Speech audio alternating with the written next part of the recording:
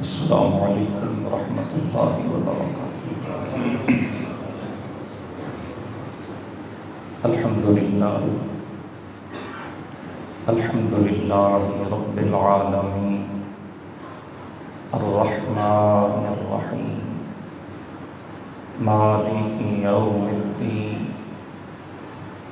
والصلاة والسلام علی امام الانبیاء والمرسلین اکرم الاولین والآخرین قائد الغر المحجلین المبعوث رحمة للعالمین وخاتم النبیین وعلى آلہ الطیبین وأصحابه الطاهرين ومن تبعهم بالإيمان والإحسان إلى يوم الدين، أما بعد، فأعوذ بالله من الشيطان الرجيم، بسم الله الرحمن الرحيم،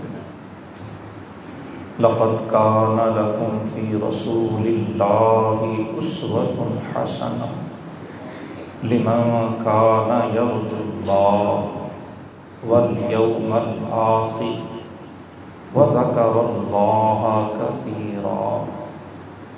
آمنت بالله صدق الله مولانا العلي العظيم۔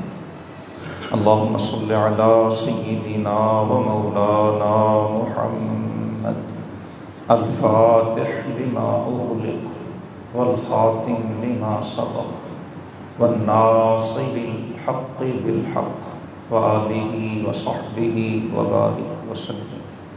اللہم انفعنا بما علمتنا وعلمنا ما ينفعنا وارزقنا علما نافعا، سبحانک لا علم لنا الا ما علمتنا انک انت العلیم الحکیم۔ ہر درجہ قابل احترام فاضل جلیل عالم نبی اخی مکرم حضرت علامہ مولانا محمد مبارک اظہر صاحب زیدہ مجدہ وعمت فیوسہ وبرکاتہ، اور ہر درجہ قابل احترام معزز بزرگوں، بھائیوں، دوستوں اور بہنوں اور بیٹیوں، میں سب سے پہلے تو آپ سب کو مبارکباد پیش کرنا چاہوں گا۔ جیسے مجھے علامہ مبارک صاحب نے بتایا کہ ربیع الاول کے آغاز سے الحمدللہ باقاعدہ طریقے سے رسول اللہ صلی اللہ علیہ وآلہ وسلم کی سیرت عالیہ کا بیان، رسول اللہ صلی اللہ علیہ وآلہ وسلم کے واقعات سیرت، ان کا تذکرہ اللہ کے اس گھر میں اتنے دن ہوتا رہا۔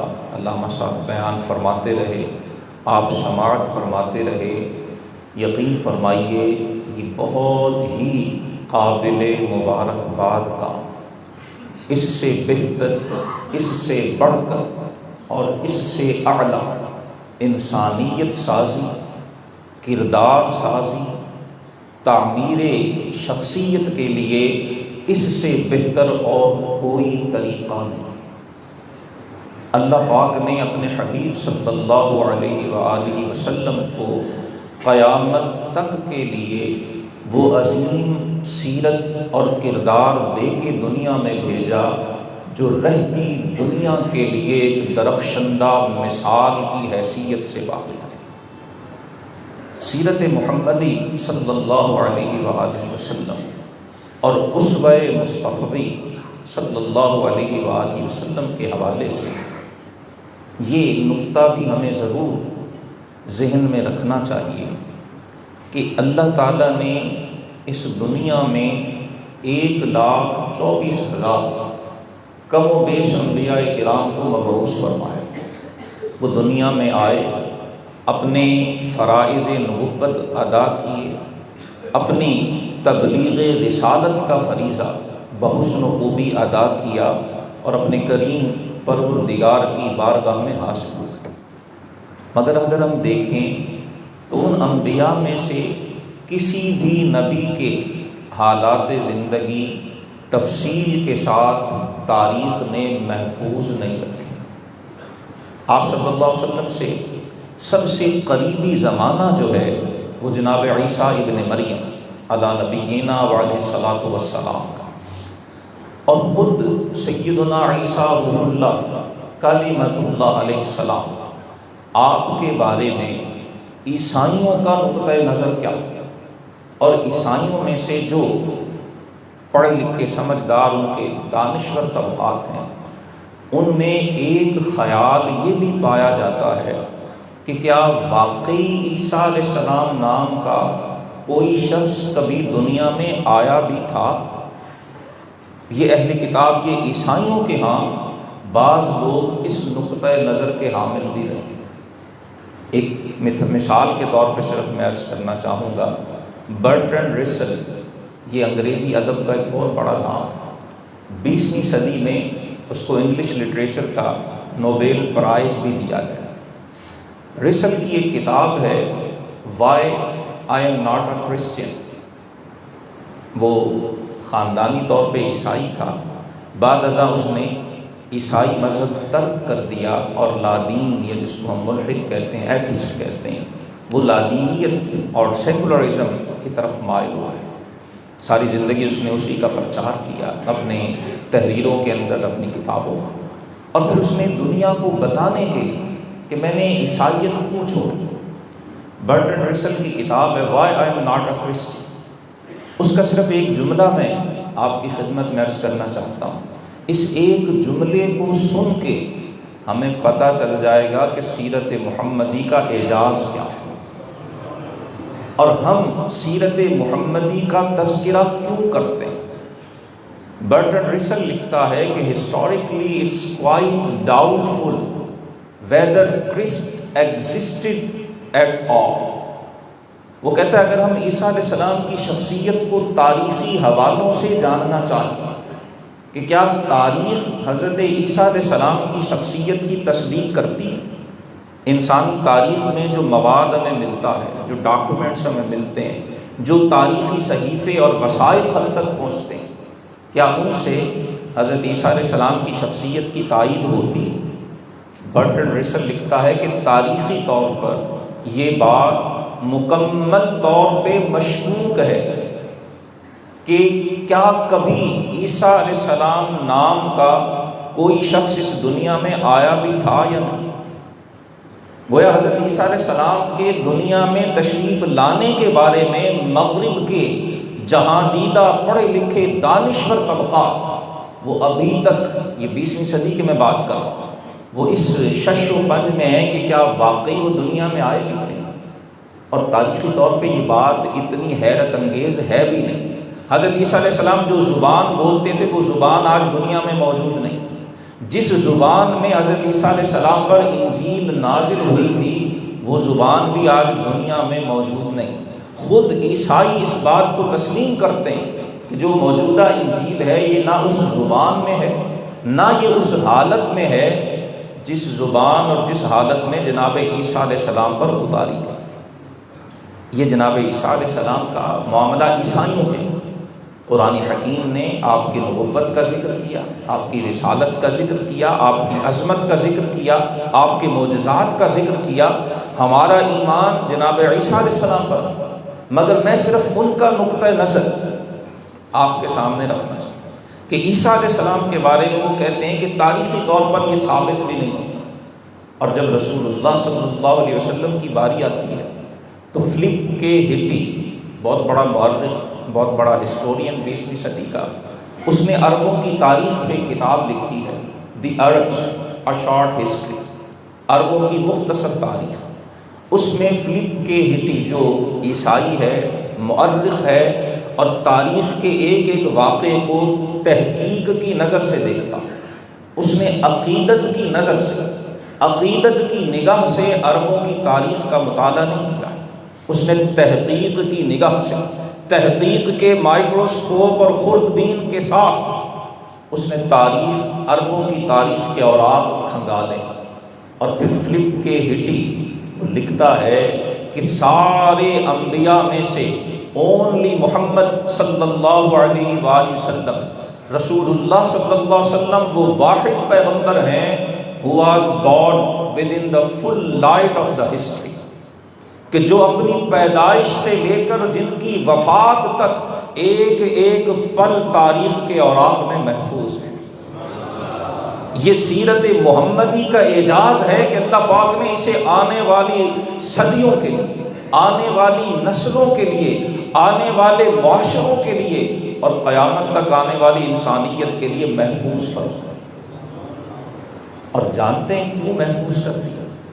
یہ بڑا اہم نقطہ ہے جو ہمیں ذہنوں میں ضرور رکھنا چاہیے۔ بقیہ انبیاء کا جو حالات زندگی ہیں، وہ کب پیدا ہوئے، وہ کیسے پروان چڑھے، ان کا بچپن کیسے گزرا، جوانی کیسے گزری، قبل از اعلان نبوت کی زندگی کیا تھی، بعد از اعلان نبوت کیا ہوا، کتنے غزوات، دوست کون تھے، دشمن کون تھے، ازواج کیا تھیں، اولاد کیا تھی، تاریخ پس منظر، یہ تفصیلات آپ کو کہیں نہیں ملتی۔ اور رسول اللہ صلی اللہ علیہ وآلہ وسلم کی زندگی کے ایک ایک پہلو پہ پوری کتابیں موجود ہیں۔ ابھی ریسنٹلی ہمارے پنجاب یونیورسٹی کے ایک فاضل دوست نے رسول اللہ صلی اللہ علیہ وسلم کی سواری ناقہ، جس سواری پہ رسول اللہ سوار ہوا کرتے تھے، قصوہ، اس قصوہ پہ پوری کتاب پنجاب یونیورسٹی سے چھپی۔ رسول اللہ کی سیرت تو اپنی جگہ پر ہے، جس سواری کو رسول اللہ صلی اللہ علیہ وسلم استعمال فرماتے تھے، اس سواری کے بارے میں پوری کتاب شعبہ علوم اسلامیہ پنجاب یونیورسٹی سے چھپی۔ عرض یہ کر رہا تھا کہ پہلے انبیاء بھی اللہ کے سچے نبی، ان کی صداقت میں، نبوت میں، رسالت میں کوئی شبہ نہیں ہے۔ ہمارے دین کی تعلیم ہی لا نفرق بین احد من الرسل، لیکن اللہ پاک کا قانون اور حکمت یہ تھی کہ ایک نبی دنیا میں تشریف لاتے، وہ اپنا پیغام پہنچا کے مشن مکمل کر کے اللہ کی بارگاہ میں حاضر ہوتے، ان کے بعد دوسرے اللہ کے نبی آ گئے۔ وَكَذَلِكَ أَرْسَلْنَا رُسُلَنَا تَتْرَىٰ، سورہ مومنون میں قرآن حکیم میں اللہ پاک فرماتے ہیں ہم نے پے در پے رسول بھیجے، ایک رسول تشریف لاتے ان کے بعد دوسرے، پھر ان کے بعد دوسرے، گویا سلسلہ نبوت جاری تھا۔ ہر نبی کی زندگی کی تمام تفصیلات کا محفوظ ہونا حکمت کا تقاضا نہیں تھا۔ ایک نبی آتے انسانیت کی تربیت کرتے، دوسرے نبی آ کر اس سے آگے کام شروع کر دیتے۔ اور جب باری آمنہ کے لال کی آتی ہے، جب باری محمد الرسول اللہ کی آتی ہے، رسول اللہ کا بقیہ انبیاء سے ایک بڑا بنیادی امتیاز، ایک نمایاں خصوصیت یہ ہے وَلَٰكِن رسول اللہ وخاتم النبیین، باقی سارے انبیاء اللہ کے نبی ہیں، اللہ کے رسول ہیں، ان میں سے کسی کو اللہ نے اپنا خلیل بنایا ہے، کسی کو اپنا کلیم بنایا ہے، کسی کو ذبیح کا منصب عطا فرمایا ہے، کسی کو صفی اللہ، اور کسی کو اللہ پاک نے روح اور اپنے کلمہ کا لقب اور اس اعزاز کا حقدار ٹھہرایا۔ وہ سارے نبی اور رسول تھے، اور محمد صلی اللہ علیہ وسلم رسول بھی ہیں اور خاتم النبیین بھی ہیں۔ تاجدار ختم نبوت زندہ باد، تاجدار ختم نبوت۔ رسول اللہ صلی اللہ علیہ وسلم کی زندگی کے ایک ایک پل کا محفوظ ہونا یہ آپ کے ختم نبوت کا لازمی تقاضا تھا۔ آپ قیامت تک کے لیے نبی بن کے آئے ہیں، آپ قیامت تک کے لیے رسول بن کر آئے ہیں۔ صبح قیامت تک جسے بھی مثال درکار ہوگی، جسے بھی نمونہ چاہیے ہوگا، جسے بھی رول ماڈل کی تلاش ہوگی، اللہ نے ان سب کو بارگاہ محمدی کی طرف متوجہ کر دیا۔ لقد کان لکم فی رسول اللہ اسوۃ حسنہ، تمہارے لیے اللہ کے رسول کی زندگی میں بہترین عملی نمونہ۔ اس آیت کے حوالے سے دو باتیں اکثر نظر انداز ہوتی ہیں، میں مختصراً ان کو عرض کر کے پھر آگے چلوں گا۔ ایک تو ہم آیت کا سیاق و سباق نظر انداز کر دیتے ہیں۔ یہ آیت شاید ہمارے ہاں سب سے زیادہ پڑھی جانے والی آیت، خصوصاً سیرت کے باب میں اور خصوصاً محافل میلاد اور جو سیرت کے حوالے سے پروگرامز، سیمینارز، تقریبات ہوتی ہیں، ایک پہلو سیاق قرآنی کو نظر انداز کرنا۔ یہ آیت کس کانٹیکسٹ میں نازل ہوئی، اس سے ماقبل کون سی آیات ہیں، واقعات کیا بیان ہو رہے ہیں، کن حالات، کن واقعات میں اور کن ایام میں یہ آیت کریمہ اتری ہے۔ نظم قرآن اور سیاق قرآنی ایک تو اسے ضرور سمجھنا چاہیے، اور دوسری چیز جو اس آیت کے حوالے سے نظر انداز ہوتی ہے وہ اس آیت کا آخری حصہ ہے۔ ہم اسوہ حسنہ تک پڑھتے ہیں اور چپ کر جاتے ہیں، لیکن یاد رکھ لیجئے رسول اللہ صلی اللہ علیہ وسلم کی زندگی کس کے لیے اسوہ حسنہ؟ اسی آیت کے آخری حصے میں اللہ پاک نے 3 شرطیں ذکر کی ہیں کہ اسوہ محمدی کا نور کسے نصیب ہوگا، اسوہ محمدی سے اپنے باطن کو روشن کون کرے گا، اپنے دل، دماغ، کردار اور سیرت کو اسوہ محمدی سے منور کرنے کی توفیق اسے ملے گی، جس میں یہ 3 شرطیں۔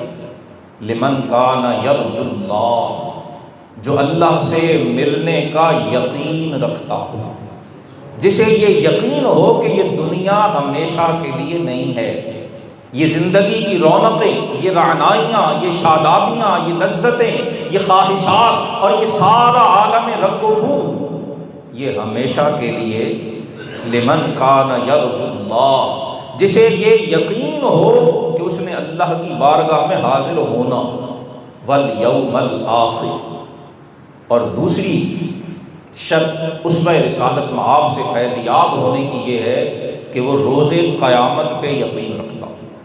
اللہ کی ملاقات اور روز قیامت بظاہر ایک ہی چیز ہے، لیکن قرآن حکیم نے یہاں پر اسے الگ الگ کر کے ذکر کیا، اور الگ الگ کر کے ذکر کرنے سے مقصود بھی پڑھنے والے کو متوجہ کرنا ہے کہ جو اسوہ محمدی سے سیکھنا چاہتا ہے اسے صرف اس دنیا نہیں، اس سے آگے دیکھنا ہوگا۔ جب تک آخرت کو اپنی نگاہوں کے سامنے موجود چیز کی طرح اس پہ تمہیں پختہ یقین نہیں ہو جاتا، جیسے چڑھنے والے سورج، طلوع ہونے والے آفتاب اور روز روشن پہ تمہیں یقین ہے، جب تک اسی طرح آخرت پہ یقین نہیں ہے تب تک اسوہ محمدی سے فیضیاب نہیں ہو سکتا۔ اور تیسری شرط وذکر اللہ کثیرا، یہ قرآن ہے، یہ اللہ کی کتاب ہے، یہ رسول اللہ کا قیامت تک باقی رہنے والا معجزہ ہے، اور یاد رکھ لیجئے یہ سیرت کا سب سے پہلا مصدر ہے۔ سیرت محمدی اگر ہم پڑھنا چاہتے ہیں، اگر ہم سیکھنا چاہتے ہیں، اگر ہم سمجھنا چاہتے ہیں تو ہمیں سب سے پہلے قرآن کی طرف پلٹنا ہوگا۔ سیرت کا اولین مأخذ قرآن ہے، اور اب جو پہلے میں نے بات عرض کی کہ اللہ کی حکمت کا تقاضا یہ تھا، رسول اللہ کی ختم نبوت کا تقاضا یہ تھا کہ سیرت محمدی کو محفوظ کر دیا جائے۔ اسے محفوظ کرنے کا ایک پہلو یہ بھی ہے کہ اللہ نے اسے قرآن کے اندر سمو دیا، اور یہ وعدہ فرما دیا ہے انا نحن نزلنا الذکر وانا لہ لحافظون۔ اس الذکر کو، اس القرآن کو، اس الکتاب کو نازل بھی ہم نے کیا ہے، اور اس کی حفاظت کرنے والے بھی ہم ہیں۔ اور جب تک قرآن کی حفاظت تائید غیبی سے، تائید ربانی سے ہوتی رہے گی، تب تک سیرت محمدی کی حفاظت بھی ہوتی رہے گی۔ قرآن اور سیرت الگ الگ نہیں، قرآن اور سیرت ایک دوسرے کے لیے لازم و ملزوم ہے۔ قرآن اور صاحب قرآن علیحدہ نہیں ہے، قرآن اور صاحب قرآن ایک دوسرے کے ساتھ مربوط ہیں۔ وَذَكَرَ اللَّهَ كَثِيرًا، اللہ کی کتاب ہے، رب کا قرآن ہے۔ فرمایا اسوہ حسنہ کا فیض اسے ملے گا جو آخرت پر پختہ یقین رکھتا ہو، اور جو کثرت سے اللہ کو یاد کرتا ہو۔ کیا کرتا ہو؟ مجھے آپ نے تھوڑا سا بول کے رسپانس کرنا ہے۔ وَذَكَرَ اللَّهَ كَثِيرًا، جو کثرت سے اللہ کو یاد، جس کے شب و روز میں ذکر الہی کی کثرت نہیں ہے، ذکر اللہ کی کثرت نہیں ہے، اسے اسوہ حسنہ کا فیض بھی نصیب نہیں ہوگا۔ اب ان دونوں باتوں میں ربط کیا؟ سیرت سے فیض یاب ہونے کے لیے قرآن نے 3 شرطیں عرض کی، میں عرض کر رہا ہوں کہ پہلی دونوں کو ملا لیا جائے، عقیدہ آخرت ہے، اور دوسری چیز ہے ذکر اللہ کی کثرت۔ ان دونوں میں کیا ربط ہے؟ یاد رکھ لیجئے، آخرت پہ ایمان پختہ رکھنا چاہتے ہیں، اللہ کے ذکر کی کثرت کیجیے۔ کثرت ذکر الہی یہ آخرت پہ ایمان کو پختہ کرنے کی کنجی ہے، یہ آخرت پہ ایمان کی پہلی اور بنیادی اینٹ ہے۔ جب تک ہم ذکر اللہ کی کثرت نہیں کریں گے ہمارا ایمان بالآخرت مضبوط نہیں ہوگا، اور جب تک ایمان بالآخرت مضبوط نہیں ہے اسوہ محمدی سے فیض یاب ہونا ممکن نہیں ہوگا۔ یہ آیت مکمل میں نے عرض کر دی۔ اب آئیے سیاق آیت کی طرف۔ یہ سورہ احزاب کی آیت نمبر 21 ہے، اس سے پہلے 20 آیتیں ہیں۔ ان 20 آیتوں میں ابتدائی صورت میں چند مسائل کا تذکرہ ہوا، میں اس کی تفصیل میں نہیں جاتا، علامہ صاحب درس میں ارشاد فرماتے رہتے ہیں، آپ ان سے سماعت فرما سکتے ہیں۔ دوسرا اہم مضمون جو گزشتہ 20 آیات میں ذکر ہوا ہے وہ غزوہ احزاب کے حالات، جسے غزوہ خندق بھی کہا جاتا ہے۔ انتہائی کٹھن، انتہائی پیچیدہ اور انتہائی گھمبیر حالات، شدید سردی کا عالم ہے۔ باہر مدینہ طیبہ کے باہر قریش مکہ، کفار عرب، ان کے اتحادی، عرب کے بڑے بڑے مشرک اور کافر قبائل، ان کے لشکر وہ ہزاروں کی تعداد میں مدینہ کے باہر خیمہ زن ہے۔ صحابہ کرام رسول اللہ صلی اللہ علیہ وسلم کے ساتھ مل کر پیٹ پہ پتھر باندھ کر مدینہ کی پتھریلی زمین میں خندق کھودتے ہیں۔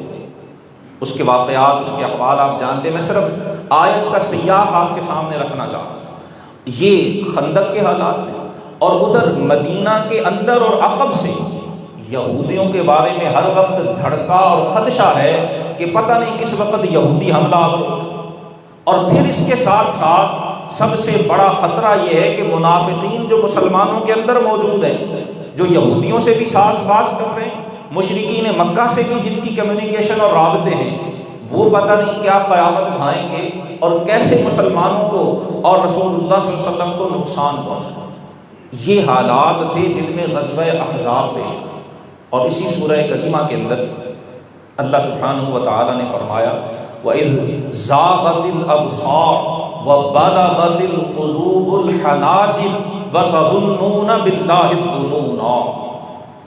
عرض کی تھی قرآن کے بغیر سیرت سمجھ نہیں آ سکتی، اور جب قرآن کی حفاظت کا ذمہ اللہ کا ہے تو سیرت محمدی کی حفاظت کا ذمہ بھی اللہ کا ہے۔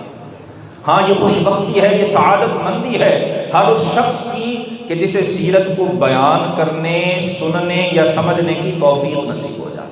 اسے اپنے مقدر پہ ناز کرنا چاہیے، اپنے بخت کی رفعت اور بلندی پہ اسے رشک کرنا چاہیے کہ اللہ پاک نے اسے سیرت محمدی کا ذکر کرنے اور سننے کی توفیق بخشی۔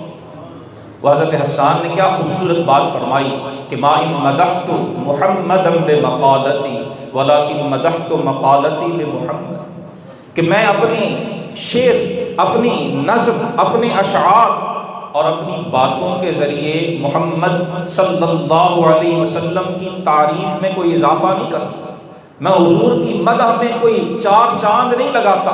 حضور کی عظمت اور شان حسان کے بیان کرنے سے نہیں بڑھتی ہے، بلکہ ہوتا یہ ہے کہ وَلَٰكِن مَدَحْتُ مَقَالَتِي بِمُحَمَّدِ، ذکر محمدی سے حسان کے کلام کو چار چاند لگ جاتے ہیں۔ ذکر مصطفیٰ سے، نام محمد سے میرا ادب، میرا شعر اور میری نظم وہ زمین سے اٹھ کے آسمان پہ پہنچتا۔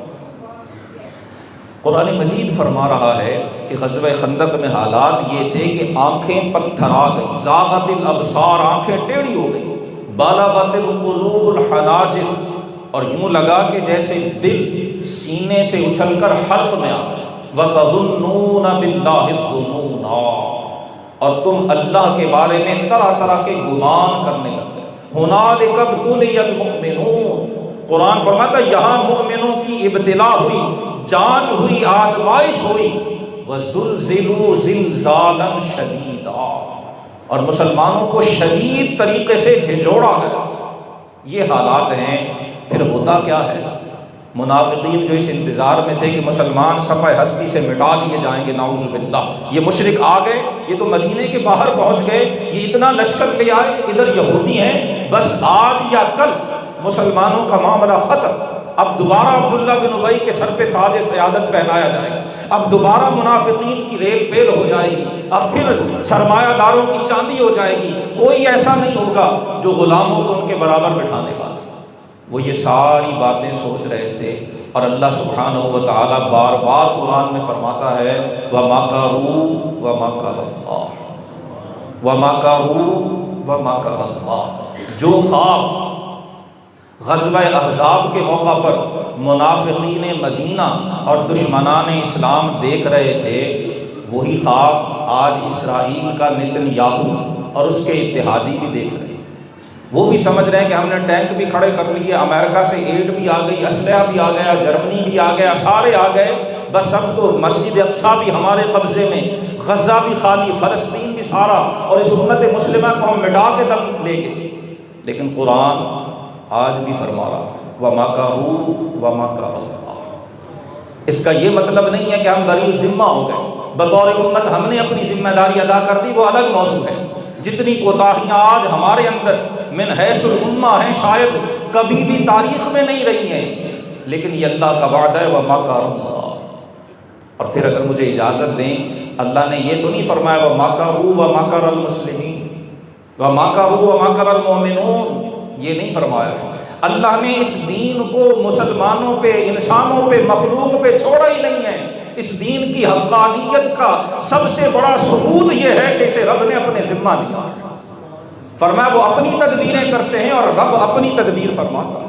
واللہ خیر الماکرین، اور اللہ کی تدبیر سب پہ بھاری ہوا کرتی۔ غزوہ خندق کے موقع پر بھی وہی ہوا، تیز آندھی آئی اور مشرکین کے لشکر میں یوں بھگدڑ مچی، یوں دھکم پیر ہوئی، اور یوں ان پر وہ تیز آندھی اللہ کے عذاب کی صورت میں آئی۔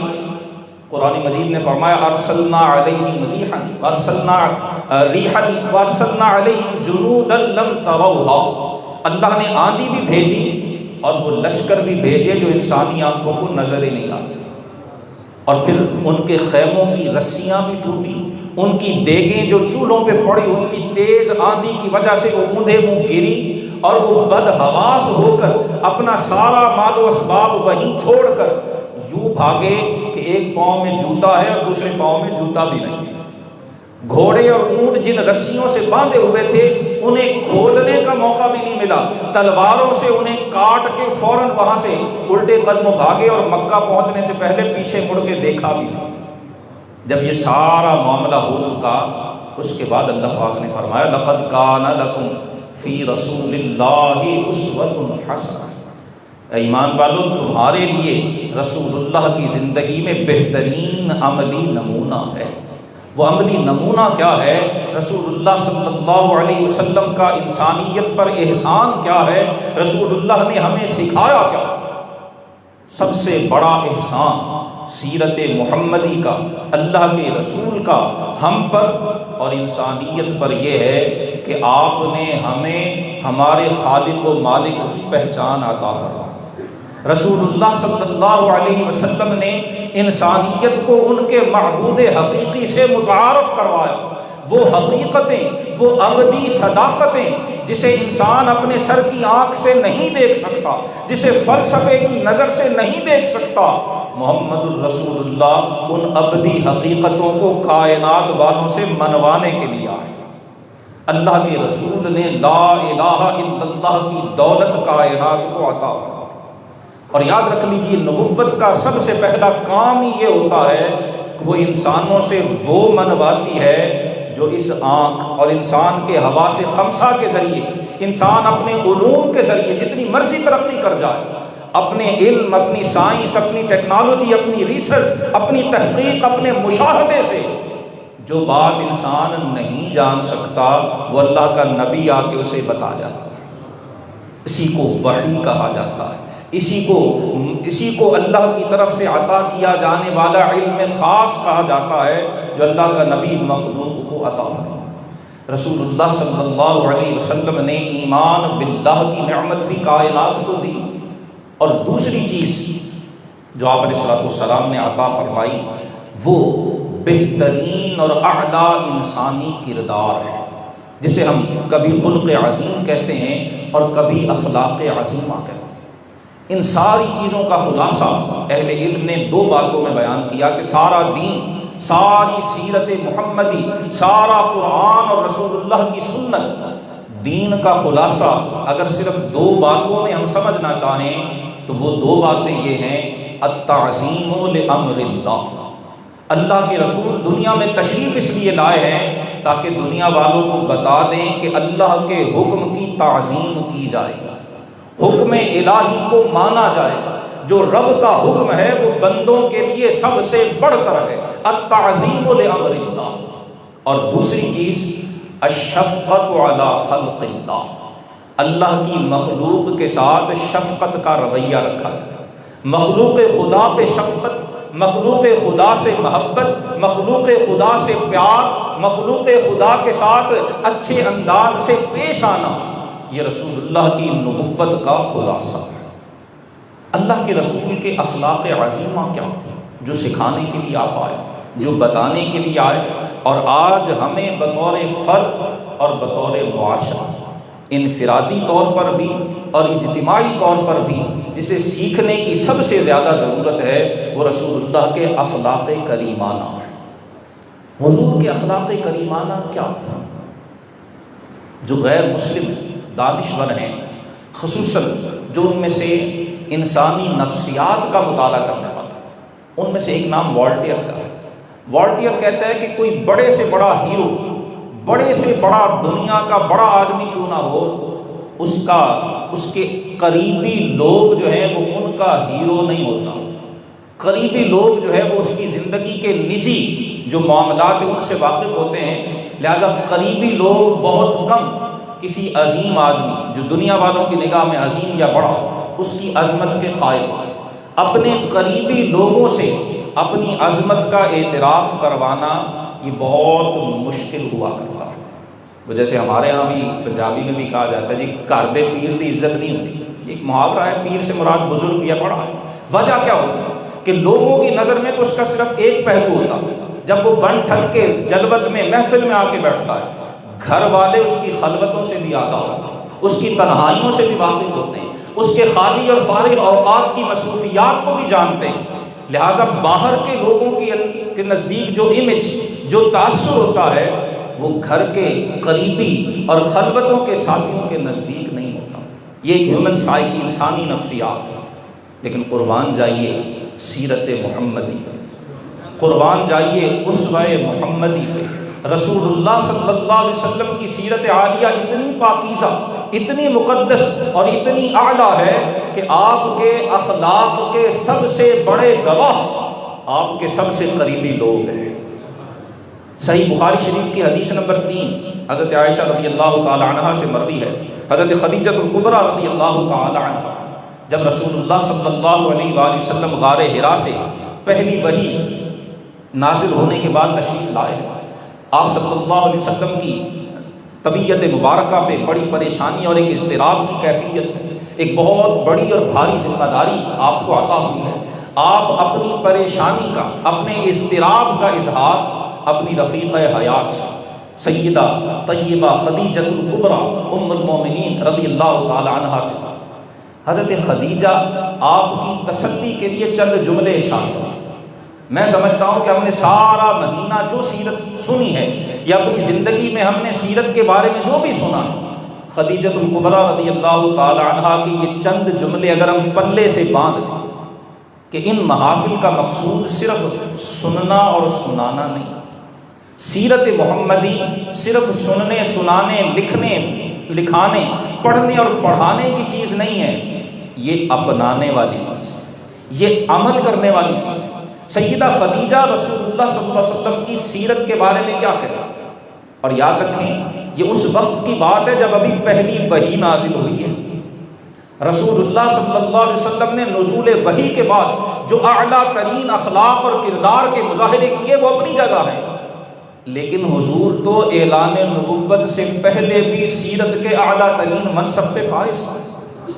عموماً ہمارے ہاں آپ صلی اللہ علیہ وسلم کی اعلان نبوت کے بعد والی زندگی اس پر زیادہ فوکس ہوتا ہے، وہ زیادہ ڈسکس بھی ہوتی ہے، اس کا زیادہ ذکر بھی ہوتا ہے، اور جو حضور کی اعلان نبوت سے پہلے کی زندگی اس کی طرف توجہ کم ہوتی ہے۔ ایک وجہ یہ بھی ہے کہ مصادر سیرت میں، کتب تاریخ میں اس کے بارے میں زیادہ تاریخی حقائق تفصیل کے ساتھ ملتے نہیں ہیں، لیکن یاد رکھ لیجئے کہ اہمیت میں اعلان نبوت سے پہلے کی 40 سالہ زندگی ہرگز کم نہیں ہے، بلکہ رسول اللہ کے اعلان نبوت سے پہلے کی جو 40 سالہ زندگی ہے وہ رسول اللہ کی نبوت کی دلیل ہے۔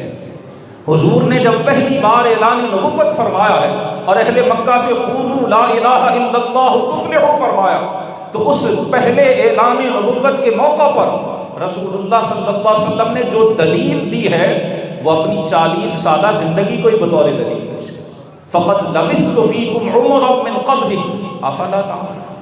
ام المومنین اس 40 سالہ زندگی کا خلاصہ ان جملوں میں بیان کر آپ فرماتی ہیں کلا واللہ ما یخزیک اللہ ابدا۔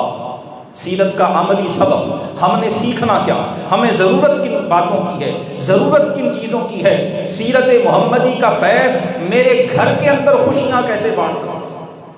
وہ حضرت مظفر وارثی نے بڑی خوبصورت ایک جو استغاثہ کیا ہے بارگاہ رسالت میں کہ دے تبسم کی خیرات ماحول، ہم کو درکار ہے روشنی یا ایک شیریں جھلک، ایک نوری ڈھلک، تلخ و تاریک ہے زندگی یا۔ آج ہمارے گھر کے اندر 500 واٹ کے بلبز لگے ہوئے ہیں، لیکن تاریکیاں ہیں کہ مٹنے میں نہیں آتی، غلط فہمیاں ہیں کہ خامند اور بیوی کی دور نہیں ہوتی ہیں، اعتماد ہے کہ اولاد کو ماں باپ پہ نہیں ہے اور ماں باپ کو اولاد پہ نہیں ہے۔ گھر روشن ہے، لائٹ سے گلی بھی روشن ہو رہی ہے، گھر میں لگی ہوئی جو اسپاٹ لائٹس ہیں وہ گزرنے والی راہ جو روش اور باہر کی سڑکیں ہیں انہیں بھی روشن کر رہی ہے، لیکن تاریکیاں ہیں کہ مٹنے میں نہیں آتی۔ اگر ہم ان تاریکیوں کو جو آج دماغوں میں، جو آج دلوں میں، جو آج کردار میں اندھیرے برپا کر رہی ہیں، ان تاریکیوں کو دور کرنا چاہتے ہیں تو پھر تبسم محمدی سے خیرات لینا، دے تبسم کی خیرات ماحول کو، ہم کو درکار ہے روشنیاں۔ وہ تبسم کیا تھا؟ حضرت خدیجہ الکبریٰ فرماتی ہیں کہ حبیب صلی اللہ علیہ وسلم آپ پریشان نہ، آپ حزین نہ ہوں، آپ غمزدہ نہ ہوں، آپ دل گرفتہ نہ ہوں، اللہ کی قسم ہے آپ کا رب کبھی آپ کو تنہا نہیں چھوڑے گا۔ جس رب نے اتنی عظیم ذمہ داری دی ہے وہ پروردگار اسے پورا کرنے کے لیے اپنی حمایتیں، اپنی نصرتیں، اپنی تائید اور اپنا فضل بھی آپ کے شامل حال رکھے گا۔ یہ سیدہ خدیجہ کا مقدمہ ہے، یہ دعویٰ ہے ان کا، کلا واللہ ما یخزیک اللہ ابدا۔ اے حبیب میں رب کی قسم کھا کے کہتی ہوں کہ آپ کا پروردگار آپ کو کبھی تنہا نہیں چھوڑے گا۔ یہ مقدمہ دعویٰ۔ اور یاد رکھ لیجئے حضرت خدیجہ کوئی عام خاتون نہیں، ملیکۃ العرب، رسول اللہ کے زمانے کریم کے اندر جنہیں عرب کی ملکہ کہا جاتا تھا، حسن و جمال کے اندر، خاندانی شرافت اور نسب کی طہارت کے اندر، پاکیزگی کردار کے اندر، اور اپنی عقل، اپنی متانت، اپنی اعلیٰ جو فکری اور شعوری حیثیت ہے، ہر لحاظ سے سیدہ خدیجہ مکہ کی نامور ترین خاتونوں میں خاتون شمار ہو اور پورے عرب کی نامور ترین خاتون شمار ہو۔ دعویٰ کیا ہے کہ اللہ آپ کو کبھی تنہا نہیں چھوڑے گا۔ دلیل کیا دے رہا ہے؟ دلیل سننے والی ہے اور دلیل سیکھنے والی۔ عرض گزار ہوئی یا رسول اللہ انک لتصل الرحم، اے اللہ کے رسول آپ کا رب آپ کو کبھی تنہا نہیں چھوڑے گا، کیوں؟ آپ صلہ رحمی کرتے ہیں۔ صلہ رحمی رشتہ داروں کے حقوق ادا کرنا۔ رشتہ دار صرف وہ نہیں جو ہم سے اچھے طور پہ چلتے ہیں، جن سے رشتہ ہے، اور ہم سب جانتے ہیں رشتے اپنی مرضی سے نہیں بنائے جاتے، یہ اللہ بناتا ہے۔ کس خاندان میں کس ماں باپ کے ہاں کس نے کب پیدا ہونا یہ اللہ کے فیصلے ہیں۔ جنہیں اللہ نے ہمارا رشتہ دار بنا دیا، اب ان کے ساتھ پیار کا، اب ان کے ساتھ شفقت کا، اب ان کے ساتھ خیر کا، اب ان کے ساتھ بھلائی کا معاملہ کرنا ہے۔ اور رسول اللہ صلی اللہ علیہ وسلم رشتہ داروں سے بھلائی کیا کرتے ہیں۔ جب آپ نے خطبات دینا شروع کیے ہیں، جب آپ نے اعلان نبوت فرمایا ہے، جب قرآن کی آیتیں پڑھ کے سنانا شروع کی ہیں، اس کے بعد صلہ رحمی نہیں شروع کی ہے، اس سے پہلے بھی رسول اللہ کے اخلاق کریمہ یہ تھے. سیدہ خدیجہ جو آپ کی رفیقہ حیات ہیں، اور کتنا عرصہ ہو گیا، 15 سال ہو گئے سیدہ خدیجہ سے آپ کے رشتے. 25 برس کی عمر میں نکاح ہے، 40 برس کی عمر میں حضور پہ وحی نازل ہوتی ہے. ان 15 برسوں میں سیدہ خدیجہ نے کیا دیکھا ہے وہ بتا رہی. انک لتصل الرحم، یا رسول اللہ آپ رشتہ داروں کے حقوق ادا کرتے ہیں. سنن ترمذی کی ایک حدیث ہے، رسول اللہ صلی اللہ علیہ وسلم فرماتے ہیں میری امت لا تکونوا امعا، فرمایا امعا مت بنو. امعا کیا ہوتا ہے؟ اگلے جملے میں حضور نے وضاحت فرمائی. فرمایا امعا وہ شخص ہوتا ہے جس کا کردار اگر ہم آج کی زبان میں بات کرنا چاہیں تو رسپانسو کردار ہوتا ہے، ری ایکٹ کرتا ہے. آپ نے فرمایا کہ جو یہ کہے کہ اگر لوگ ہمارے ساتھ اچھا سلوک کریں گے ہم بھی اچھا کریں گے، اگر وہ برا کریں گے تو ہم بھی برا کریں گے. جیسے کو تیسا، عدلے کا بدلہ. اللہ کے رسول نے امت کو تلقین یہ کی کہ ایسا امعا نہیں بننا. امعا کہ جو میرے ساتھ اچھا کرے گا میں بھی اچھا کروں گا، اور اگر کوئی میرے ساتھ برا کرے گا تو میں بھی برا کروں گا. رسول اللہ فرماتے ہیں نہیں، ایسا نہیں کرنا. کرنا یہ ہے کہ جو تمہارے ساتھ برائی کرے تم نے اس کے ساتھ بھی اچھا کرنا. تصل الرحم، اللہ کے رسول صلی اللہ علیہ وسلم کا معروف حدیث کریمہ ہے. فرمایا لیس الواصل بالمکافئ، فرمایا صلہ رحمی کرنے والا وہ نہیں جو عدلے کا بدلہ کرتا ہے. یہ میرے منڈے دے ویاہ تے آئے ممی چلے جانا، یہ میں اپنے منڈے دے ویاہ نہیں سدیا ممی نہیں سدنا. جو ہمارے ہاں عام ٹریڈیشن، عام رواج ہے، یہ میرا فیصلہ، یہ میرا کردار ہے، یہ میرے اخلاق ہیں. اور جس محبوب کی سیرت کے لیے میں نیند چھوڑ کے بیٹھتا ہوں، جس کی سیرت سننے کے لیے میں فاصلہ طے کر کے آتا ہوں، اور جس کی سیرت بیان کرنے کے لیے میں ممبر پہ بیٹھتا ہوں، وہ محمد مصطفیٰ کہتے ہیں عدلے کا بدلہ دینے والا وہ صلہ رحمی کرنے والا نہیں ہے. انما الواصل، فرمایا صلہ رحمی کرنے والا وہ ہے کہ جو اس کے ساتھ جوڑے، جو اس کے ساتھ توڑتا ہے.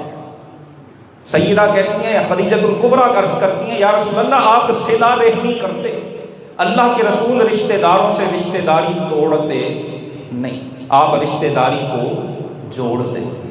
تحمل الکل، اللہ کے رسول جو معاشرے کے ایسے افراد اور ایسے لوگ ہیں جو بے یار و مددگار ہیں، جن کا کوئی ذریعہ آمدن نہیں ہے، جو لوگوں پر بوجھ ہیں، اے اللہ کے رسول ان کا بوجھ اٹھانے والے آپ ہیں. آپ ان کا بوجھ اٹھاتے ہیں جن کا بوجھ اٹھانے پہ کوئی آمادہ نہیں ہے، جنہیں سب دھتکار دیتے ہیں، جن کو رشتہ دار بھی دھتکار دیتے ہیں، جن کو معاشرہ بھی دھتکار دیتا ہے. جس کی کوئی نہیں سنتا آپ اس کی سننے والے. تحمل الکل، کل کہتے ہیں جو دوسروں پہ بوجھ ہے، جس کے پاس کوئی ہنر نہیں ہے، کوئی تعلیم نہیں، کوئی ذریعہ آمدن نہیں، کوئی ذریعہ روزگار نہیں ہے، اپنی بنیادی ضروریات پوری کرنے کا کوئی سامان نہیں ہے. رسول اللہ اعلان نبوت سے پہلے بھی مکہ کے ایسے لوگوں کا بوجھ اٹھایا کرتے. اور رسول اللہ کی سیرت صرف اگر ہم اعلان نبوت سے پہلے کی بات کریں، حضور نے ایک معاہدے میں شرکت فرمائی جسے حلف الفضول کہتے ہیں. حلف الفضول کا پس منظر مورخین عرب نے لکھا ہے کہ ایک بار عبداللہ بن جدعان یہ مکہ کے ایک رئیس تھے، ان کے ہاں چند لوگ اکٹھے ہوئے، اور پس منظر اس اکٹھے ہونے کا یہ ہوا کہ یمن کا ایک تاجر مکہ میں اپنا تجارتی سامان بیچنے کے لیے آیا. آس بن وائل نے، جو مکہ کا ایک بڑا شریر سردار تھا، اسلام کے دشمنوں میں سر فہرست تھا، آس بن وائل نے اس سے سامان خرید لیا اور اس کی قیمت دینے سے انکار کر دیا. کیا کیا؟ سامان لے لیا اور قیمت دینے سے انکار. اور یہ بات ہے حضور کے اعلان نبوت سے بھی پہلے کی.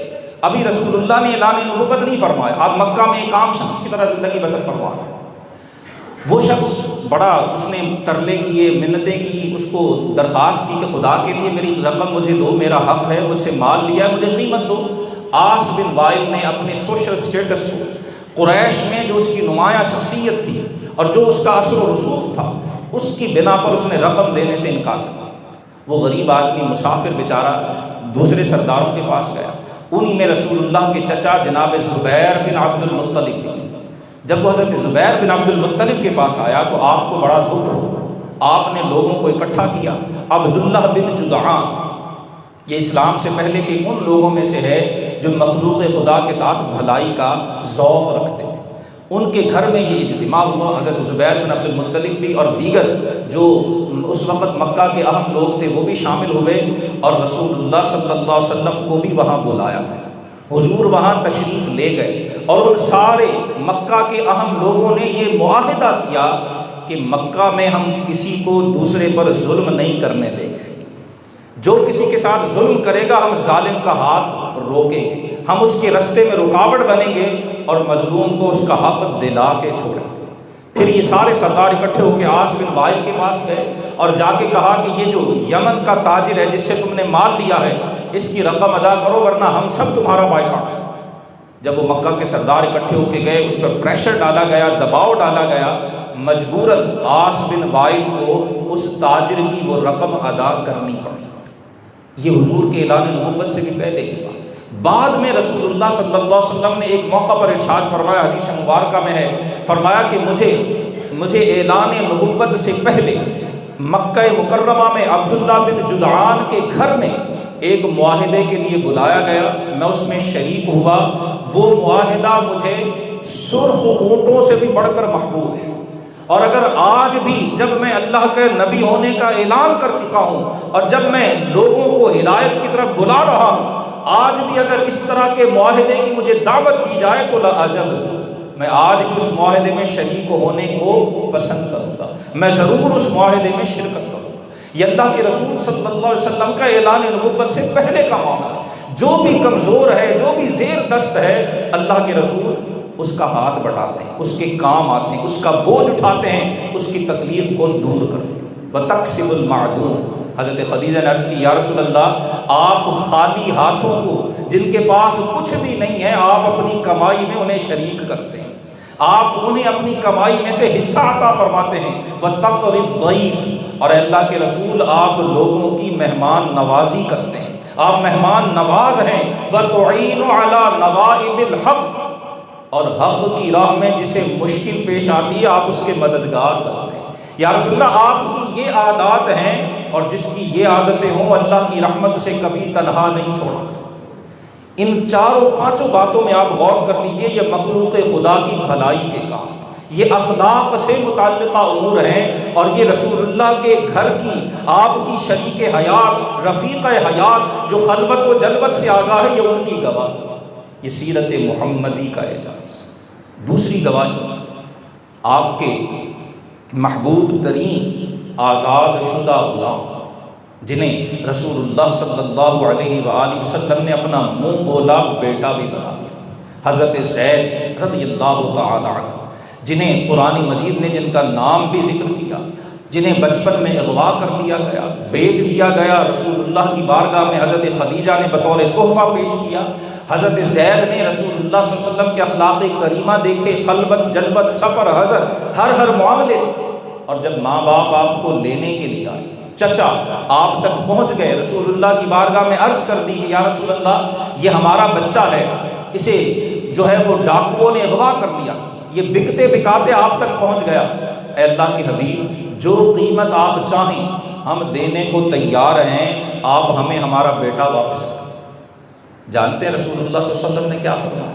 اللہ کے رسول نے فرمایا تم قیمت اور مول کی بات کرتے ہو، زید سے ایک بار پوچھ لو، اگر زید تمہارے ساتھ جانے پہ تیار ہیں میں بغیر کوئی قیمت لیے اسے تمہارے ساتھ بھیجنے پہ تیار ہوں۔ اب یہ زید غلام کی طرح، اور غلام میرے خیال میں ہم بیان نہیں کر سکتے کہ عربوں کے اس معاشرے میں غلاموں کے ساتھ سلوک کیا اختیار کیا، اور آج سیرت سے سیکھنا کیا ہے۔ میں نے پہلے بھی ایک دو بار عرض کی، ہماری بدقسمتی اور ہمارا سب سے بڑا المیہ کہ ہم سیرت پڑھتے ہیں، سنتے ہیں، بیان کرتے ہیں، لیکن عملاً ہماری زندگی میں دکھائی نہیں دیتی۔ آج غلام نہیں ہیں، لیکن گھروں میں کام کرنے والے بچے اور بچیاں، آج ہمارا ان سے کیا سلوک ہے؟ کبھی اسلام آباد سے خبریں آتی ہیں، کبھی سندھ سے خبر آتی ہے، کبھی کہیں اور کبھی کہیں سے گرم استریوں سے ان بچیوں کو جلایا جاتا ہے، ان پہ تشدد کیا جاتا ہے، ان کی ٹانگیں توڑی جاتی ہیں، ان کے بازو توڑے جاتے ہیں، ان کی ہڈیاں توڑی جاتی ہیں، اور نعوذ باللہ کہیں ان کی عصمت اور ان کی آبرو کو نشانہ بنایا جاتا ہے۔ انہیں ذہنی مریض بنا دیا جاتا ہے، اور دعویٰ ہم کرتے ہیں کہ ہم امت محمد میں سے۔ کس منہ سے ہم یہ دعویٰ کرتے ہیں؟ یقین کیجئے دل دکھتا ہے، خون کے آنسو روتا ہے کہ آج امت محمدی کہلانے والوں میں ہمارا طرز عمل کیا ہے۔ ہمارے گھر میں جو کام کرنے والے بچے یا بچیاں یا بڑی عمر کے مرد یا عورتیں، ہم ان سے کیسے بیہیو کریں، ہمارا ان سے رویہ کیا ہو۔ اور جس محبوب صلی اللہ علیہ وسلم کا ہم میلاد مناتے ہیں، جن کی سیرت کی ہم بات کرتے ہیں، آئیے دیکھیے ان کی سیرت طیبہ کیا۔ زید بطور غلام حضرت خدیجہ بطور تحفہ آپ کی خدمت میں پیش کرتی ہیں، وہ آپ کے ساتھ رہتے ہیں سفر میں، حضر میں، خلوت میں، جلوت میں، اور ماں باپ سے بچھڑے ہوئے بھی کتنا عرصہ بیت گیا۔ چچا آتا ہے، اور علماء سیرت نے، تاریخ نے بڑی تفصیل کے ساتھ لکھے ہیں وہ واقعات کہ کیسے آ کر اس نے ماں کی بے قراری کو بتایا۔ چچا نے بتایا کہ زید تمہاری ماں رو رو کے تمہیں یاد کر رہی ہے، بہنوں کی باہیں تھک گئی ہیں بھائی کو انتظار کرتے کرتے، تمہارا بوڑھا باپ، تمہارے رشتہ دار، وہ سارا قبیلہ تمہارا منتظر ہے، چلو۔ اور چل کے ماں کے سینے کو ٹھنڈ پہنچا۔ حضرت زید کے بارے میں رسول اللہ انہیں آپشن دے دیتے، اختیار دیتے کہ زید سے پوچھ لو، وہ جانے پہ تیار ہے تو میں نہیں روکوں۔ چچا پوچھتے ہیں کہ زید چلو ہمارے ساتھ، اب تو محمد صلی اللہ علیہ وسلم نے بھی اجازت دے دی۔ حضرت زید نے فرمایا کلا واللہ، خدا کی قسم ہے میں آپ صلی اللہ علیہ وسلم کو چھوڑ کے کہیں جا سکتا ہی نہیں۔ آپ سے جدائی، آپ کو چھوڑنا، آپ سے فراق اور آپ کا ہجر، یہ میرے لیے ناقابل برداشت ہے۔ تاریخ کی کتابوں کے الفاظ ہیں، چچا کہنے لگا زید اتختار العبودیت علی الحریہ، زید تمہاری عقل کو کیا ہو گیا؟ کیا آزادی چھوڑ کے غلامی اختیار کر رہے؟ کیا غلام بننا چاہتے ہو؟ کیا ماں باپ، بہنوں اور بھائیوں کی شفقتیں چھوڑ کر اس اجنبی کے پاس رہنا چاہتے ہو؟ چچا کو خبر نہیں تھی کہ محمد مصطفیٰ کی سیرت کیا ہے۔ چچا نے کبھی رسول اللہ کے ساتھ وقت نہیں گزارا تھا، اور زید نے رسول اللہ کے ساتھ صبحیں اور شامیں گزاری تھی، دن اور رات گزارے تھے، سفر اور حضر میں دیکھا تھا۔ کہنے لگے چچا بخدا جو میں نے دیکھا ہے تمہیں خبر ہی نہیں، اگر تم دیکھ لیتے تو تمہاری کیفیت بھی وہی ہوتی جو میری ہے۔ جو تم کہتے ہو وہ سب بجا ہے، غلامی کے مقابلے، آزادی کے مقابلے میں غلامی کوئی اختیار نہیں کرتا، لیکن تمہیں پتہ نہیں ہے کہ یہ غلامی کس کی غلامی۔ آج میرے بھائیوں کتنے صحابہ ہیں بڑی بڑی عظمت اور شان والے ہیں، کسی صحابی کا نام قرآن میں ذکر نہیں ہے۔ ایک صحابی ہیں جن کا نام قرآن نے ذکر کیا ہے، اور وہ صحابی کون ہیں؟ یہ وہی صحابی ہیں جنہوں نے محمد الرسول اللہ کی غلامی کو آزادی پہ ترجیح دی۔ اور میں بارہا عرض کرتا ہوں کہ کوئی محمد مصطفیٰ کا وفادار بن کے دیکھے تو صحیح۔ ہماری بدقسمتی ہے ہم وفادار بنتے نہیں ہیں، دعوے کرتے ہیں۔ دعوے کرنا آسان ہے اور عمل سے ثابت کرنا مشکل ہے۔ اگر کوئی صحیح معنوں میں رسول اللہ کا وفادار ہے، زید نے ماں باپ کی محبت کو چھوڑا ہے، زید نے اپنے قبیلے کو چھوڑا ہے، آزادی کو چھوڑ کے رسول اللہ کی غلامی اختیار کی ہے، اللہ نے زید کے نام کو قرآن کا حصہ بنا دیا۔ جب تک قرآن تلاوت ہوتا رہے گا، 22ویں پارے میں سورہ احزاب میں جناب زید کا نام بھی تلاوت ہوتا ہے۔ حضرت زید کی اس عظیم قربانی کو دیکھ کر رسول اللہ صلی اللہ علیہ وسلم نے انہیں آزاد فرما کے اپنا منہ بولا بیٹا بنا۔ اور جب سورہ احزاب ہی کی آیات نازل ہوئی، حضور نے بیٹا بنایا، صحابہ زید بن محمد کہنے لگ گئے۔ سورہ احزاب کی آیت ادعوہم لآبائہم نازل ہوئی ہے، اس کے بعد سے انہیں دوبارہ زید بن حارثہ کہا جاتا ہے، وگرنہ پہلے انہیں زید بن محمد کہتے۔ حضرت زید کی یہ گواہی اور یہ عملی گواہی، یہ رسول اللہ کے اخلاق عظیمہ کو بیان کرتا ہے۔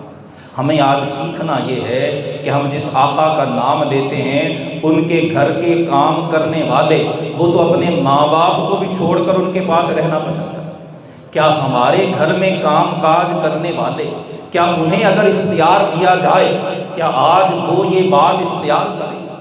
یہ میرے اور آپ کے اخلاق اور کردار کو واضح کرتے ہیں۔ سیرت محمدی سے سیکھنا یہی، اللہ کے رسول نے اس دین کی خاطر بڑی قربانیاں دی، اسے ہم تک پہنچانے کے لیے رسول اللہ صلی اللہ علیہ وسلم نے بڑے مصائب اور مشکلات برداشت کیے، اور خصوصاً شعب ابی طالب۔ یہاں میں یہ نقطہ بھی واضح کر دوں کہ یاد رکھ لیجئے، معافی اور خوش اخلاقی یہ رسول اللہ کی بنیادی تعلیم ہے۔ لیکن کچھ معاملات ایسے ہیں جن میں معافی یا درگزر یا نرمی نہیں، بلکہ وہاں حوصلہ اور استقامت چاہیے۔ ذاتی معاملات میں اللہ کے رسول نے ہمیشہ معافی کو اختیار فرمایا۔ اپنی ذات پہ آپ صلی اللہ علیہ وسلم کی ذات کے بارے میں اگر کسی نے کوئی زیادتی کی ہے، آپ کا کوئی قصور کیا، کوئی غلطی کی ہے، اللہ کے رسول نے ہمیشہ معاف فرمایا۔ ایک لمبی فہرست ہے، صلہ رحمی فرمائی ہے، معاف فرمایا ہے، قصور چھوڑ دیے، بڑے بڑے خون معاف کر دیے۔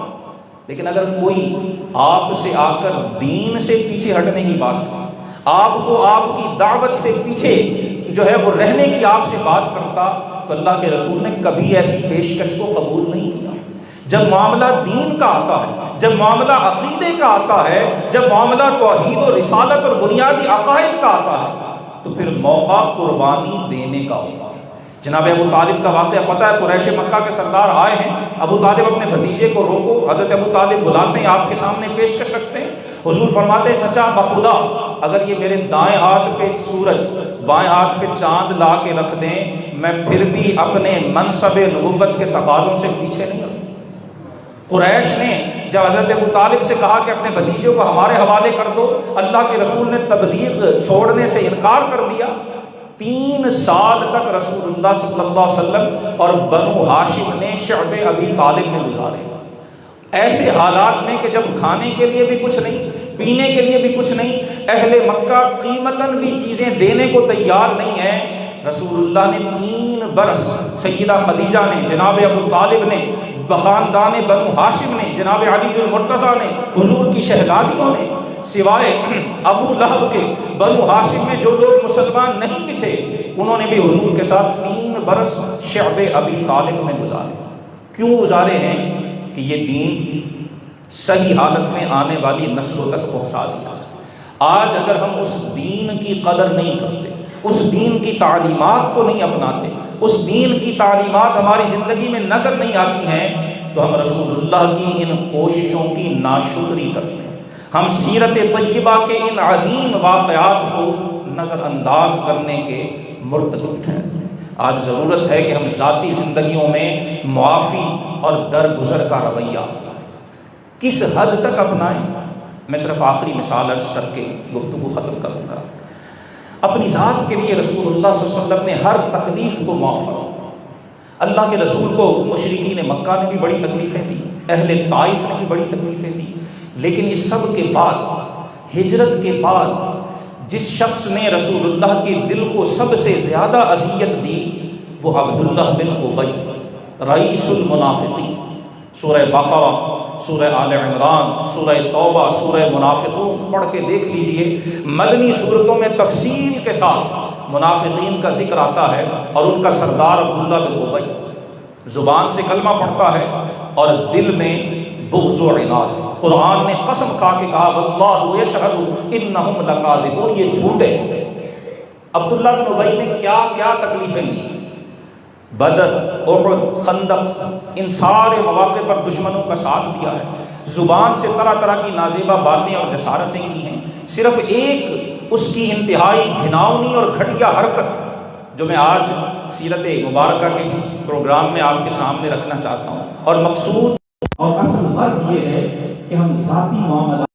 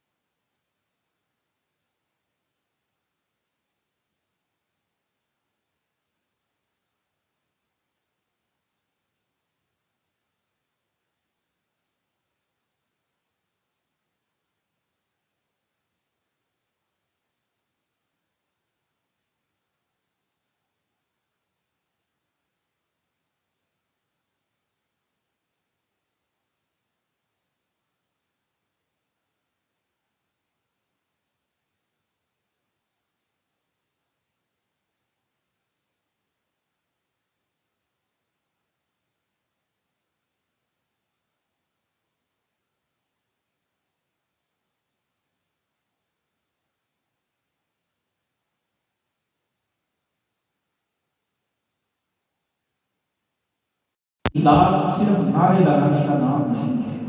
بات کروں گا سیرت اور میلاد یہ دلوں کو روشن کرنے کا نام. ضرور سجائیے، گلیاں بھی سجائیے، گھر بھی سجائیے. ہمیں اس مہینے میں اللہ نے کائنات کی سب سے بڑی نعمتوں کی جان عطا فرمائی ہے، لیکن اصل سجانے والی چیز دل اور اخلاق ہے. اگر ہمارے دلوں میں اسوہ حسنہ کا فیض نہیں، ہمارے اخلاق اور کردار میں اسوہ حسنہ کی جھلک نہیں ہے، تو پھر ہم نے اس نعمت عظمیٰ کی قدر نہیں کی. عبداللہ بن ابی نے ہر موقع پر حضور کو وصیت دی ہے. مرا ہے، رسول اللہ نے کفن کے لیے اپنی قمیص عطا فرمائی، اور نماز جنازہ پڑھنے کے لیے جانے لگے. سیدنا عمر نے دامن پکڑ لیا. ایک ایک اس کی سازش، ایک ایک اسلام کو پہنچایا جانے والا نقصان حضرت عمر یاد دلا رہے. یا رسول اللہ آپ کو یاد نہیں فلاں موقع پہ اس نے کیا کیا؟ حضور یاد نہیں ہے احد میں کیا کیا تھا؟ اے اللہ کے رسول احزاب کے موقع پر اس نے کیا کیا تھا؟ یا رسول اللہ کہ آپ کو یاد نہیں ہے فلاں موقع؟ جانتے ہیں رسول اللہ نے اس کے جواب میں کیا کیا؟ سیرت طیبہ کے اس واقعے کو سننے سے پہلے اگر ہم اپنی زندگی میں نگاہ دوڑائیں، ہماری زندگی میں بھی ایسا موقع آتا ہے ہم کسی رشتہ دار سے صلح کرنا چاہتے ہیں، ہم کسی روٹھے ہوئے کو منانے کے لیے جانا چاہتے ہیں. اپنے گھر والوں میں سے، قریبی لوگوں میں سے بعض اوقات کوئی کہتا ہے چھوڑو یار یہ تو وہ ہے جس نے یہ کیا تھا، یہ تو وہ ہے جس نے تمہارے ساتھ یہ کیا، یہ تو وہ ہے جس نے تمہارے ساتھ یہ کیا. اگر زندگی میں کبھی ایسا موقع آئے تو یاد رکھ لیجیے کہ رسول اللہ صلی اللہ علیہ وسلم نے فیصلہ کیا کیا تھا. سیرت طیبہ کا معاملہ یہی ہے کہ جب تک وہ ہماری عملی زندگی میں نہیں آئے گا ہمیں اس کا فیض نصیب نہیں ہوگا. سیدنا عمر حضور کا دامن تھام کے بتا رہے ہیں یا رسول اللہ فلاں موقع پہ اس نے ایسا کیا، فلاں موقع پہ ایسا کیا. اور اللہ کے رسول حضرت عمر سے دامن چھڑا کے کہتے ہیں عمر خدا کی قسم ہے جب تک میرا پروردگار منع نہیں کرے گا میں اس کی نماز جنازہ بھی پڑھوں گا، دعائے مغفرت. سورہ توبہ کی آیات نازل ہوگی لا تصلی علی احد منهم مات ابدا. اس کے بعد آپ کو نماز جنازہ پڑھنے سے روک دیا گیا، لیکن جب تک اللہ کی طرف سے روکا نہیں گیا اسوہ محمدی کا پیغام یہ ہے کہ اپنے بڑے سے بڑے دشمن کو جو ذاتی دشمن ہے اسے معاف کرنا. یہ رسول اللہ صلی اللہ علیہ وسلم کا اسوہ حسنہ، یہ رسول اللہ صلی اللہ علیہ وسلم کے اخلاق عالیہ ہے، یہ رسول اللہ صلی اللہ علیہ وسلم کی سیرت طیبہ. ہاں یہ حضور کا چونکہ ذاتی معاملہ تھا وہ اللہ کے رسول نے معاف فرمایا. اب اس کے بعد اگر کوئی ایسی توہین یا گستاخی کرتا ہے اس کے قانون شریعت میں، قرآن میں، حدیث میں وہ حکم اپنی جگہ واضح ہے، وہ اسی طرح سے روب عمل ہوگا. میرا پیغام یہ ہے کہ ہم اپنی ذاتی زندگیوں میں میری ذات کو اگر کسی سے نقصان ہوا ہے، میری ذات کا اگر کسی نے قصور کیا ہے، میری ذاتی حوالے سے کسی نے غلطی کی ہے، میں اسے معاف کروں. اللہ کے رسول کی سیرت عالیہ سے سیکھتے ہوئے میں اس سے درگزر کروں، اس کے قصور کو معاف کروں، اس کی غلطی سے صرف نظر کروں. اور لوگوں کو دین کی طرف مائل کرنے کے لیے رسول اللہ صلی اللہ علیہ وسلم اور اللہ کے سارے نبیوں نے جو طریقہ اختیار فرمایا وہ محبت اور پیار ہی کا طریقہ ہے. اس محبت و پیار کا ایک پہلو یہ بھی ہے کہ قرآن حکیم جب پہلے نبیوں کی بات کرتا ہے سورہ اعراف میں، سورۃ الشعراء میں اور دیگر مقامات پر، قرآن کا انداز اور اسلوب کیا ہے. قرآن کا مقصود، رسول اللہ کا مقصود لوگوں کو اللہ کے دین کی دعوت دینا، انہیں ہدایت دینا اور گمراہی سے بچانا، اور اس کا بہترین مؤثر ترین طریقہ محبت اور پیار والا طریقہ. قرآن انبیاء سابقین کا ذکر کرتا ہے وَإِلَىٰ عَادٍ أَخَاهُمْ هُودًا. ہم نے قوم عاد کی طرف ان کے بھائی ہود کو بھیجا. وَإِلَىٰ ثَمُودَ أَخَاهُمْ صَالِحًا. ہم نے قوم سمود کی طرف ان کے بھائی صالح کو بھیجا. وَإِلَىٰ مَدْيَنَ أَخَاهُمْ شُعَيْبًا. اور ہم نے قوم مدین کی طرف ان کے بھائی شعیب کو بھیجا. یہ قومیں مشرک تھیں، یہ قومیں کافر تھیں، یہ قومیں بت پرست تھیں، یہ قومیں ظالم تھیں، یہ قومیں کم ناپ تول کرنے والی تھیں، یہ قومیں طرح طرح کی عقائد اور اعمال کے جرائم کا شکار تھیں.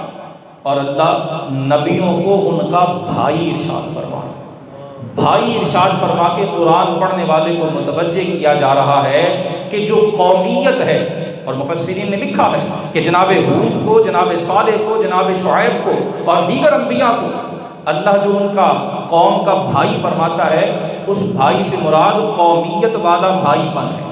جو ان کی نیشنلٹی، ان کی جو قومیت والا تعلق ہے، اسے اجاگر کرنے کے لیے اللہ پاک ان انبیاء کو ان مشرک اور کافر قوموں کا بھائی ارشاد فرما۔ اور جانتے فتح مکہ کے موقع پر بھی جب رسول اللہ صلی اللہ علیہ وسلم نے پوچھا تھا اہل مکہ سے کہ بتاؤ میں تم سے کیا سلوک کروں گا، ان کی زبان پہ کیا تھا؟ اخن کریم وابن اخن کریم۔ اللہ کے رسول کے سامنے مشرک اور کافر آپ کو بھائی کہہ رہے ہیں، بھائی کا بیٹا کہہ رہے ہیں، رسول اللہ نے منع نہیں کیا، اللہ کے رسول نے روکا نہیں، تم کس منہ سے مجھے بھائی کہتے؟ نہیں، بلکہ اللہ کے رسول نے فرمایا جاؤ میں تمہیں وہی کہتا ہوں جو میرے بھائی یوسف نے اپنے بھائیوں سے کہا۔ سو خدا کے لیے دلوں کو وسعت دیجیے۔ غیر مسلم کو اگر قومی لحاظ سے بھائی کہا جائے یہ تو قرآن سے ثابت، اور اگر مقصود یہ ہو کہ انہیں اسلام کی طرف مائل کیا جائے، مقصود یہ ہو انہیں اسلام کی دعوت دی جائے، اسلام کا اچھا پہلو ان کے سامنے رکھا جائے، یہ تو انبیاء کی دعوت کا بنیادی نقطہ ہے، اور یہ وہ نقطہ ہے جسے قرآن پرومیننٹ کر کے، قرآن نمایاں کر کے، اجاگر کر کے ہمارے سامنے رکھتا ہے۔ اللہ کا قرآن فرماتا ہے فَبِمَا رَحْمَةٍ مِّنَ اللَّهِ لِنْتَ لَهُمْ، اے محبوب یہ اللہ کی رحمت ہے کہ آپ ان کے لیے نرم ہو گئے، وَلَوْ كُنْتَ فَظًّا غَلِيظَ الْقَلْبِ لَانفَضُّوا مِنْ حَوْلِكَ، اگر آپ سخت مزاج ہوتے، جلد غصے میں آ جانے والے ہوتے، سخت دل ہوتے، تو یہ لوگ آپ کے ارد گرد سے منتشر ہو جاتے۔ نرمی، رحمت، رأفت خصوصاً تبلیغ دین کے لیے یہ انبیاء کرام کی دعوت کا بنیادی نقطہ ہے۔ ہمیں اس نقطے کو یاد رکھنا چاہیے، اور جو لوگ اور جو افراد اس نبوی اسلوب پر آج بھی دعوت کا کام کر رہے ہیں، ہمیں ان کے ساتھ شانہ بشانہ کھڑے ہونا چاہیے۔ یاد رکھیے مشکلات اللہ کے انبیاء کو بھی آئیں، اور سب سے پہلے رب اللہ کے نبیوں کی مخالفت اور ان کی دشمنی ان کے اپنے شہر، اپنے قبیلے اور اپنی قوم کے لوگوں نے کی۔ رسول اللہ کی سب سے شدید مخالفت قریش مکہ نے کی، اور وہ عظیم ترین افراد ہیں جو اس موقع پر رسول اللہ کے شانہ بشانہ کھڑے رہے۔ ہمیں بھی کوشش کرنی چاہیے کہ ہمارے ماحول میں، ہمارے ارد گرد اگر کوئی حق کے لیے کھڑا ہوتا ہے، حق بات کہتا ہے، اور اس حق بات کہنے کی وجہ سے اسے مشکل کا سامنا کرنا پڑتا ہے، تو ہمیں حق کا ساتھ دینا چاہیے۔ حضرت خدیجہ کا جو قول صحیح بخاری کی حدیث نمبر 3 عرض کی تھی، حضرت خدیجہ نے حضور کا ایک وصف، ایک خلق یہ بھی عرض کیا تھا کہ وَتُعِينُ عَلَى نَوَائِبِ الْحَقِّ، حق کے لیے جسے مشکل، مصیبت، تکلیف درپیش ہوتی ہے، رسول اللہ اس کا ساتھ دیا کرتے۔ ہمیں اپنے ارد گرد کے ماحول میں بھی ساتھ دینا چاہیے، اور خصوصاً سیرت کے باب میں آج ہمیں اپنے فلسطینی بھائیوں کو بھی بھولنا نہیں چاہیے۔ وہ بھی حق کے لیے کھڑے ہیں، دین کے لیے کھڑے ہیں، اور وہ قربانیاں دے رہے ہیں میں اور آپ جس کا تصور بھی نہیں کر سکتے۔ کم از کم ہمیں آج اپنی مخلصانہ، اپنی تنہائی اور خلوت کی دعاؤں میں ان مسلمانوں کو ضرور یاد رکھنا چاہیے۔ آج رسول اللہ صلی اللہ علیہ وسلم کا قلب انور غزہ کی حالت پہ، فلسطینیوں کی حالت پہ، وہاں جو ماؤں پر، جو بیٹیوں پر، جو بہنوں پر، جو جوانوں، جو بوڑھوں، جو بچوں پہ گزر رہی ہے، رسول اللہ کا قلب انور اس پہ یقیناً مضطرب ہے، یقیناً پریشان ہے، اور جو سیرت طیبہ سے جڑا ہوا، جسے سیرت طیبہ کا اللہ نے فیض عطا کیا ہے، ممکن نہیں ہے کہ اس کا دل پریشان نہ۔ ہمیں اپنی دعاؤں میں اپنے ان بھائیوں کو ضرور یاد رکھنا چاہیے۔ اللہ ان کی مشکلات کو آسان فرمائے، اللہ اپنی غیبی نصرت و تائید انہیں نصیب فرمائے، اور اللہ پاک امت مسلمہ کے حکمرانوں کو غیرت ایمانی عطا فرمائے۔ محمد اشرف الاعراب والعجم، محمد خیر من یمشی علی قدمی۔ امام شرف الدین بوصیری قصیدہ محمدی میں فرماتے ہیں کہ محمد صلی اللہ علیہ وسلم عرب و عجم میں سب سے اشرف اور افضل ہے۔ محمد صلی اللہ علیہ وسلم ساری مخلوق میں سب سے اعلیٰ اور سب سے برتر ہیں۔ محمد باسط المعروف جامعہ، محمد صاحب الاحسان والکرم۔